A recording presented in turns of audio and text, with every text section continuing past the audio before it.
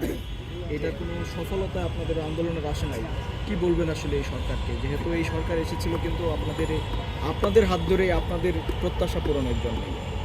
আপনারা জানেন কারণ বাজার থেকে পলাশী পর্যন্ত এলিভেটেড এক্সপ্রেসওয়ের সংযোগ সড়ক নির্মাণ বাতিল এবং পান্থকুজ এবং হাতিঝিল জলাধার রক্ষাসহ 4 দাবিতে আমরা বাংলাদেশ গাছ রক্ষা আন্দোলনকারীরা 14 ডিসেম্বর থেকে টানা এখানে অবস্থান কর্মসূচি চালিয়ে যাচ্ছে 24 ঘন্টা থেকে।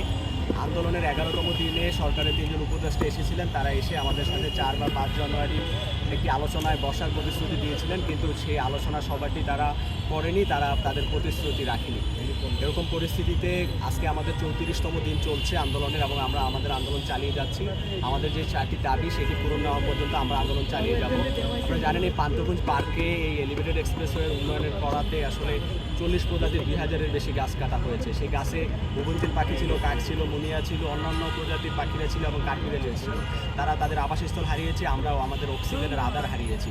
তো আজকে আমরা এখানে একটি প্রতীকী শোক আসলে আমরা এখানে উপস্থাপন করেছি যে গাছেদেরও আসলে হত্যা, গাছেদেরও আসলে জীবন আছে, তাদেরকে আসলে যখন কাটা হয় তখন একটা বাস্তুতন্ত্র একটা মানে পুরোটাই আসলে হত্যা করা হয়। এবং একটু বলি, কিছু মনে করবেন না, এই প্রশ্নটা অনেকের মধ্যেই থাকে যে তাহলে কি উন্নয়ন প্রকল্প হবে না?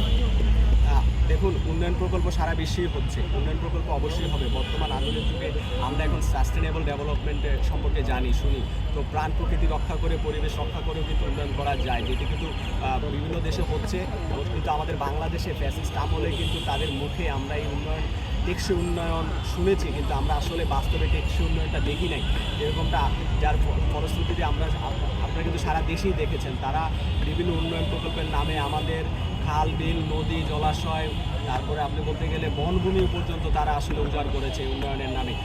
সেরকমই একটি প্রকল্প হলো ঢাকা এলিভেটেড এক্সপ্রেসের প্রকল্পের এই যে শেষাংশই কারণ বাজার থেকে পলাশী পর্যন্ত এই প্রকল্পটি, এটি কিন্তু বন্ধ ছিল মাঝে দিয়ে। আবার জুলাই গণঅভ্যুত্থান পরবর্তীতে যখন পাশ হয় তখনই কিন্তু আবার কাজ শুরু হয়। তো অর্থাৎ আমরা এটা বলতেই পারি যে আসলে অতীত স্বৈরাচারের পথে কিন্তু অন্তর্বর্তীকালীন সরকার হাঁটছে, তাদের অবশ্যই এই প্রকল্পটি পূর্ণ মূল্যায়ন করা দরকার ছিল। আমরা বিগত দিন থেকে বলে আসতেছি যে অন্তর্বর্তীকালীন সরকারকে অবশ্যই পদ্ধতি পরিবেশ বিধ্বংসী এবং জনবিরোধী যে প্রকল্পগুলো এখন রয়েছে সেগুলো আসলে পূর্ণ মূল্যায়ন করতে হবে এবং পুনরায় কাজগুলো শুরু করতে হবে জনগণের আসলে মতামত নিয়ে, জনগণের মতামত ছাড়া না। এই প্রকল্পটি কিন্তু জনগণের কোনো মতামত নেই, এই প্রকল্পটিতে জনগণের সদিচ্ছা নেই, তাদের অংশগ্রহণ নেই। এটি কিন্তু সরকারের যারা আমলারা রয়েছে, সেতু বিভাগ এবং চীনা কোম্পানি, বিদেশি কোম্পানির আসলে স্বার্থ এই প্রকল্পটি জুড়ে। তারাই এই প্রকল্পের শেয়ার হোল্ডার, তারাই আবার ঠিকাদার।